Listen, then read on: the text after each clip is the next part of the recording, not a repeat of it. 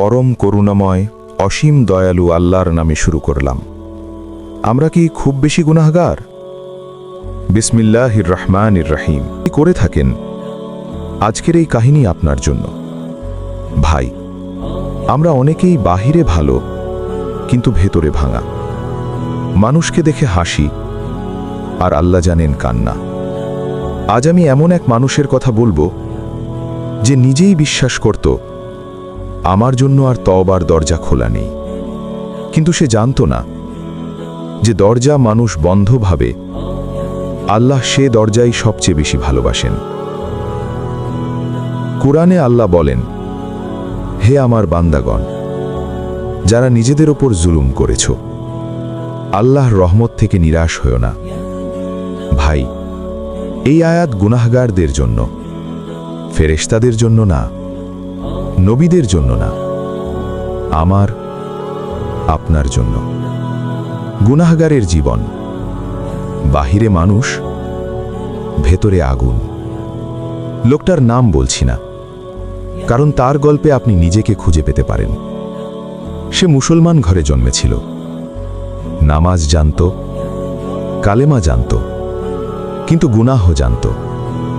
শুরুটা ছোট ছিল, একটা হারাম দেখা, একটা হারাম কথা। সে বলতো, এটা তো এমন কিছু না।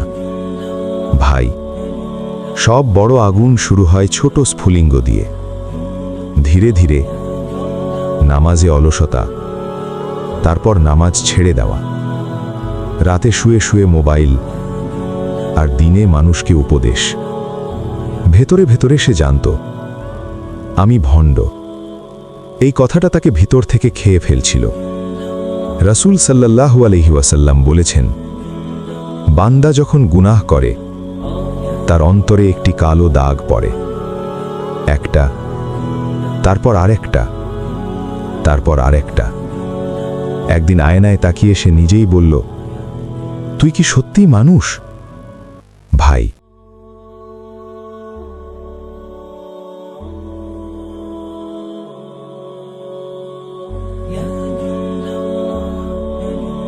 সবচেয়ে ভয়ঙ্কর শাস্তি জানেন কি? গুনাহ করেও আর অপরাধবোধ না হওয়া। সে এখন সেই জায়গায় পৌঁছে গেছে। গুনাহ যখন অন্তরকে হত্যা করে, একসময় তার আর কান্না আসতো না, নামাজে দাঁড়ালেও মন থাকতো না, দোয়া করত যান্ত্রিকভাবে, আল্লাহ আমাকে ক্ষমা করো, কিন্তু ভেতর থেকে বিশ্বাস আসতো না। সে মনে মনে বলতো, এই দোয়া আল্লাহ শোনেন না। ভাই, শয়তানের সবচেয়ে বড় জয় এখানেই। সে আপনাকে গুনাহ করায় না, সে আপনাকে আশা হারাতে শেখায়। এক রাতে সে একা বসেছিল, ঘর অন্ধকার, মোবাইলের আলো জ্বলছে, হারাম সামনে খোলা, আর হঠাৎ তার বুক কেঁপে উঠল। সে ভাবল, যদি এই অবস্থায় মারা যায়? এই প্রশ্নটা তার হৃদয়ে ছুরি হয়ে ঢুকে গেল।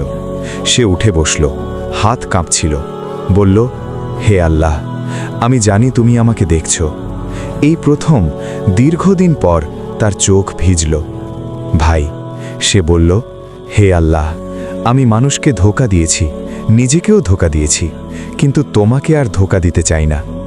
এই দোয়া সুন্দর ছিল না, গুছানো ছিল না, কিন্তু ভাই, এটা ছিল সত্য।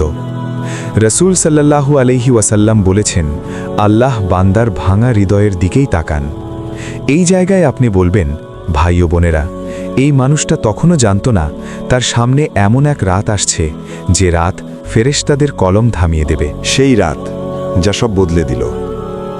ভাই ও বোনেরা, মানুষের জীবনে কিছু রাত আসে, যে রাত ঘুমানোর জন্য নয়, জেগে ওঠার জন্য। এই লোকটার জীবনেও ঠিক এমনই এক রাত এসেছিল। ঘরটা অন্ধকার ছিল, ঘড়িতে তখন রাত প্রায় 2টো, চারপাশ নীরব, শুধু তার বুকের ভেতর একটা অদ্ভুত অস্থিরতা। সে শুয়েছিল, কিন্তু ঘুম আসছিল না। মোবাইলটা হাতে নিল, আগের অভ্যেসে হারাম খুলতে যাচ্ছিল।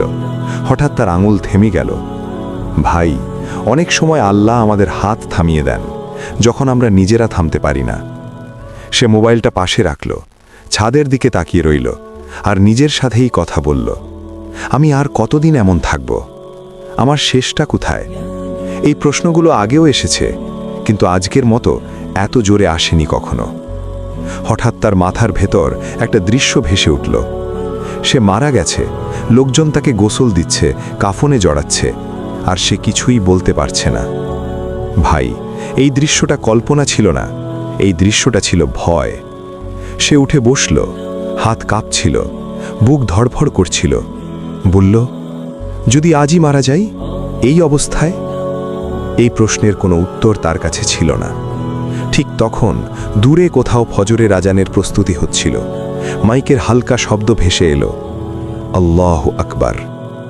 ভাই, এই আল্লাহু আকবার তার বুকের ভেতর বাজ পড়ালো। সে বলল, আল্লাহ সবচেয়ে বড় আর আমি সবচেয়ে ছোট। এই প্রথম দীর্ঘদিন পর সে নিজের গুনাহকে ছোট করার চেষ্টা করল না। সে বিছানা থেকে নামল, মেঝেতে বসে পড়ল, মাথা নিচু, চোখ বন্ধ, কিন্তু মুখ খুলে কিছু বলতে পারছিল না। ভাই, অনেক সময় গুনাহ এত ভারী হয় যে দোয়াও মুখে আসে না। হঠাৎ তার চোখ দিয়ে এক ফোঁটা পানি পড়ল। সে অবাক হয়ে গেল, কারণ অনেক দিন পর সে কাঁদছে। সে ফিসফিস করে বলল, হে আল্লাহ। এই দুটো শব্দ বলতেই তার কণ্ঠ ভেঙে গেল। সে বলল, হে আল্লাহ, আমি জানি আমি ভালো না, আমি জানি আমি লজ্জার, আমি জানি আমি বারবার ভেঙেছি। সে হিসাব করে কথা বলছিল না, সে সুন্দর ভাষায় দোয়া করছিল না। ভাই, এটা ছিল হিসাবহীন তওবা। সে বলল, আমি নামাজ ছেড়েছি, আমি হারামে ডুবে গেছি, আমি মানুষকে ধোঁকা দিয়েছি। তারপর হঠাৎ থেমে গেল। তারপর বলল, কিন্তু হে আল্লাহ, তুমি তো রহমান। এই কথাটার সাথে সাথে সে ভেঙে পড়ল। সে মাথা মাটিতে ঠেকিয়ে দিল সিজদার মতো। বলল, আমি জানি না কিভাবে ফিরে আসতে হয়, আমি জানি না তুমি আমাকে নেবে কিনা, কিন্তু আজ আর পালাতে চাই না। সে বলল, যদি আজই মৃত্যু আসে তাহলে আমি এই অবস্থায় তোমার সামনে যেতে চাই না। সে কাঁদছিল, কোনো নাটক ছিল না, কোনো অভিনয় ছিল না। এই কান্না ছিল হেরে যাওয়া মানুষের কান্না। রাসূল সাল্লাল্লাহু আলাইহি ওয়াসাল্লাম বলেছেন, বান্দা যখন সত্যিকার তওবা করে আল্লাহ তার দিকে এমন খুশি হন যেমন মরুভূমিতে হারানো উট ফিরে পেলে কেউ খুশি হয়। ভাই, এই লোকটা জানত না তার এই কান্না আসমানে কি করছে। সে শুধু জানত আর আগের মতো থাকতে চায় না। সে উঠল, অজু করল, হাত পা ধোয়ার সময় সে বলল, হে আল্লাহ, এই হাত দিয়ে গুনাহ করেছি, এই চোখ দিয়ে হারাম দেখেছি। পানি পড়ছিল আর চোখের পানি পানির সাথে মিশে যাচ্ছিল। সে 2 রাকাত নামাজে দাঁড়ালো। অনেক দিন পর। কি রাত ঠিক ছিল না, মনোযোগও পুরো ছিল না, কিন্তু ভাই, এই নামাজটা ছিল সবচেয়ে দামি। সিজদায় গিয়ে সে বলল, হে আল্লাহ, আজ যদি আমাকে ফিরিয়ে না নাও আমি জানি না আর কোথায় যাব। এই সিজদা দীর্ঘ ছিল, খুব দীর্ঘ। আর ঠিক এখানেই ঘটতে যাচ্ছিল এমন এক বিষয় যার জন্য ফেরেশতারা কলম থামিয়ে দেবে। তারপর বলবেন, ভাই ও বোনেরা, এই রাত এখানেই শেষ হয়নি। এই রাতের কান্না আসমানে উঠেছিল, আর আসমানে তখন এক অদ্ভুত নীরবতা নেমে এসেছিল। তওবার কান্না। যখন আসমান নীরব হয়ে গেল। ভাই ও বোনেরা, সব কান্না একরকম না। কিছু কান্না মানুষকে দেখানোর জন্য, আর কিছু কান্না আল্লাহ ছাড়া আর কেউ দেখে না। এই লোকটার কান্না ছিল দ্বিতীয় ধরনের। সিজদায় পড়েছিল সে, মাথা মাটিতে, হাত দুটো কাঁপছে। তার কণ্ঠ আর স্পষ্ট না, শুধু ফিসফিস শব্দ, হে আল্লাহ, হে আল্লাহ। এই দুটো শব্দের মাঝেই তার জীবনের সব গল্প। সে কোনো তালিকা করছিল না, সে বলছিল না এই গুনাহ করেছি, ওই গুনাহ করেছি। ভাই, আল্লাহ তালিকা চান না, আল্লাহ চান ভাঙা হৃদয়। সে বলল, আমি জানি তুমি সব জানো, আমার আর লুকোনোর কিছু নেই। এই কথাটার পর সে হঠাৎ থেমে গেল, কিছুক্ষণ চুপ। তারপর এমনভাবে কাঁদতে শুরু করল যেন বুকের ভেতর জমে থাকা সব ভার একসাথে বেরিয়ে আসছে। ভাই, রাসূল সাল্লাল্লাহু আলাইহি ওয়াসাল্লাম বলেছেন, 2টি চোখ আছে যেগুলোকে জাহান্নামের আগুন স্পর্শ করবে না। একটি হলো আল্লাহর ভয়ে কাঁদা চোখ। এই লোকটা তখন এই হাদিস জানত না, কিন্তু সে জানত এই কান্না মিথ্যা না। সে বলল, হে আল্লাহ, আমি অনেকবার বলেছি শেষ, কিন্তু আবার ফিরে গেছি। আজ আর শক্তি নেই, আজ আর দৌড়াতে চাই না। ভাই, এই বাক্যটা খুব গুরুত্বপূর্ণ।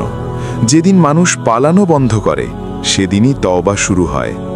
সে বলল, যদি তুমি আমাকে না নাও, আমি জানি না আর কে নেবে। যদি তুমি আমাকে ক্ষমা না করো, আমি জানি আমি শেষ। এই দোয়াগুলো সুন্দর ছিল না, ছন্দ ছিল না, কিন্তু ভাই, আল্লাহ ছন্দ শোনেন না, আল্লাহ সত্য শোনেন। ঠিক তখন যে দৃশ্য আমরা দেখি না, যে জগৎ আমাদের চোখের আড়ালে, সেখানে নীরবতা নেমে এলো। ফেরেশতারা যারা দিনরাত আমল লেখে, যারা কলম থামায় না, তারা থেমে গেল।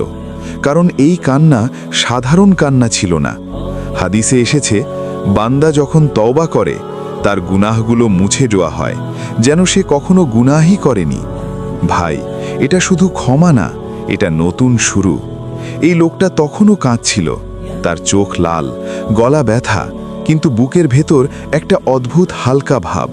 সে বলল, হে আল্লাহ, আমি জানি না সামনে কি হবে, আমি জানি না আমি পারবো কি না। তারপর বলল, কিন্তু আজ আমি তোমার দিকে এক কদম বাড়িয়েছি। ভাই, রাসূল সাল্লাল্লাহু আলাইহি সাল্লাম বলেছেন, বান্দা এক কদম এগিয়ে এলে আল্লাহ তার দিকে দৌড়ে আসেন। এই কথাটা সেই রাতেই সত্য হয়ে যাচ্ছিল। সে সিজদা থেকে উঠল, চোখ মুছল। অনেক দিন পর সে নিজের ভেতরে একটা জিনিস অনুভব করল, আশা। এই আশাটা বড় ছিল না, খুব ছোট, কিন্তু ভাই, অন্ধকার ঘরে একটা ছোট আলো অনেক কিছু বদলে দেয়। সে উঠে বসে বলল, আমি যদি আবার পড়ে যাই? এই প্রশ্নটা অনেকের মনেই আসে। ঠিক তখনই তার ভেতর থেকে একটা উত্তর এলো, পড়ে গেলে আবার উঠবি? ভাই, তওবা মানে ফেরেশতা হয়ে যাওয়া না, তওবা মানে লড়াই শুরু করা। সে উঠে অজু করল, আবার 2 রাকাত নামাজ পড়ল। এই নামাজ আগেরটার মতো না, এটা ছিল শান্ত। সিজদায় গিয়ে সে শুধু বলল, আলহামদুলিল্লাহ। এই আলহামদুলিল্লাহ কৃতজ্ঞতার আরেক নাম।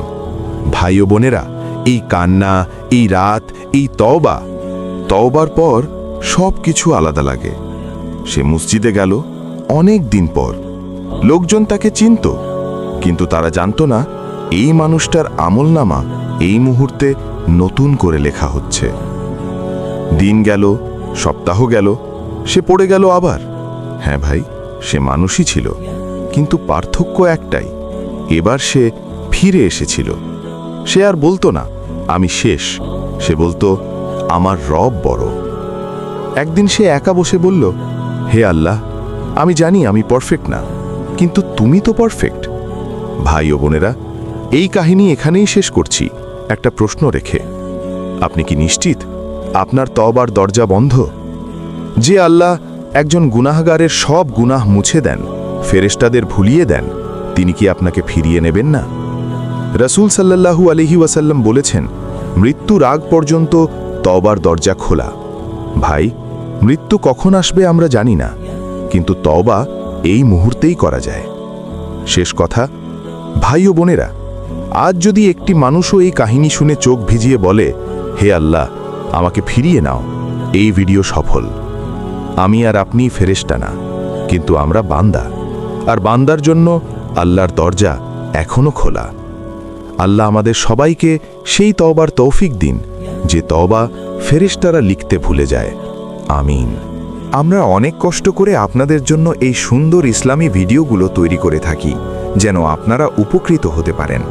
তাই দয়া করে আমাদের চ্যানেলটি সাবস্ক্রাইব করে পাশে থাকা বেল আইকনটি চালু করে রাখুন, যাতে ভবিষ্যতে আরও সুন্দর সুন্দর ইসলামী ভিডিও আপনাদের কাছে পৌঁছে যায়। আপনাদের সমর্থনই আমাদের কাজ করার প্রেরণা। জাযাকাল্লাহু খায়রান।